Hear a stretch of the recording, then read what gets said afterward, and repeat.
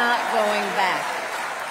মার্কিন প্রেসিডেন্ট নির্বাচনে ট্রাম্পের বিপক্ষে ডেমোক্রেটিক পার্টির সম্ভাব্য নতুন প্রার্থী কমলা Harris.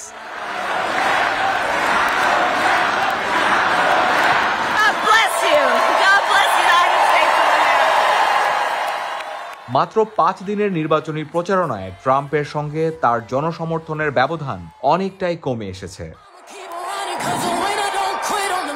Donald Trump wants to take our country backward. He and his extreme Project 2025 agenda.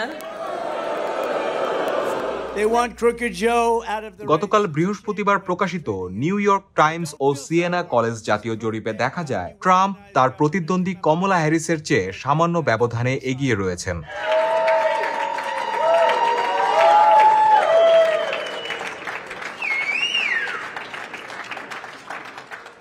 এই জরিপে 48% মার্কিন ভোটার ট্রাম্পকে এবং 46% কমলাকে সমর্থন জানান। অথচ জুলাইয়ের শেষ দিকে একই প্রতিষ্ঠানের করা জরিপে ট্রাম্পের প্রতি 49% ও বাইডেনের প্রতি 41% ভোটার সমর্থন জানিয়েছিলেন।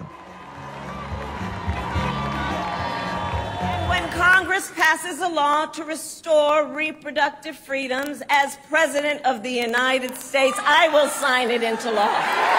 প্রেসিডেন্ট বাইডেন গত রোববার নির্বাচন থেকে সরে দাঁড়ানোর ঘোষণা দেওয়ার পর থেকে রয়টার ইপস সহ বেশ কয়েকটি জনমত জরিপে দেখা যাচ্ছে নির্বাচনে হাড্ডাহাড্ডি লড়াই হবে। যুক্তরাষ্ট্রের বর্তমান প্রেসিডেন্ট জো বাইডেন আগামী নির্বাচনে প্রতিদ্বন্দ্বিতা থেকে সরে দাঁড়ানোর ঘোষণা দেওয়ার পর তার দল ডেমোক্রেটিক পার্টির সম্ভাব্য প্রার্থী হিসাবে কমলার প্রতি সমর্থন জানান। Presidential campaign history.